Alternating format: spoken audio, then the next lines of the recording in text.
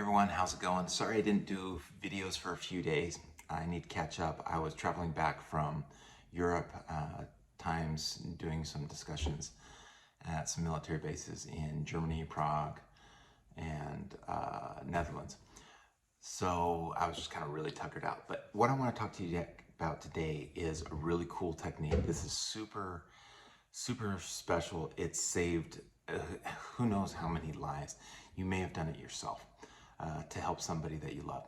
And what this is called a safety contract. So the safety contract is huge.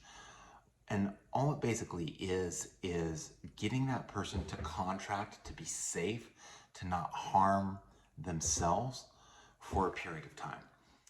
That could be for, a few hours. It could be for a week until you can see them, until the next time when you're not able to be there with them.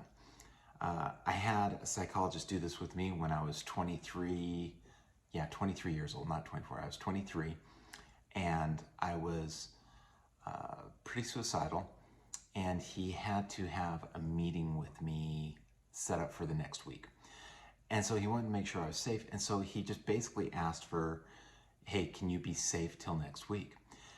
I've done the same thing with multiple clients, with multiple patients, with friends, with family, with strangers. And it's basically like this. So you just basically say to the person, hey, I want to see you next week. I want to see you tomorrow. Can you promise me that you will be safe and that you won't harm yourself until then? Can you promise me that? And just get a yes from them. If the person, if it's too big of a window, if they can't go for a week, they're like, hey, I can't promise you for a week, then what you should do is you should tie it down a little bit less. Say, can you be safe for another day? Can you be safe for another hour? So kind of shorten the window there a little bit.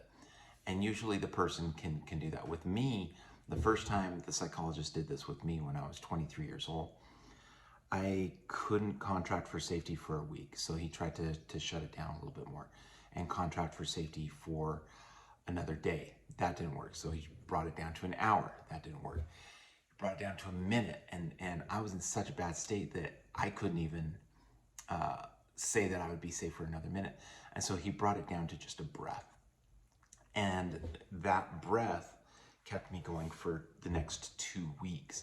Now I saw him the next week after that, but for 2 weeks, that was the motivator for me every single day, was just to breathe in and to breathe out.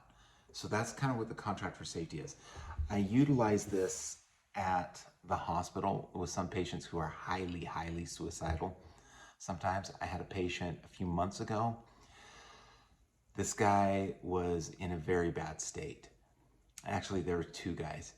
And it's funny because some of the therapists actually told me, they're like, oh yeah, so-and-so told me that you contracted with them for safety and that really helped them. They never had somebody who cared enough about them to do that before. And so I would say that to the person. I'd be like, hey, when I'd be leaving my shift in the morning, I'd be like, hey, I'm coming back tonight. I want to talk to you about this. Can you promise me you'll be safe until I get back tonight? Can you promise me that? Yes. Cool. That gives them like a 11.5-hour window. And so they have that commitment and they're like, okay, I can get through this. So try that with people.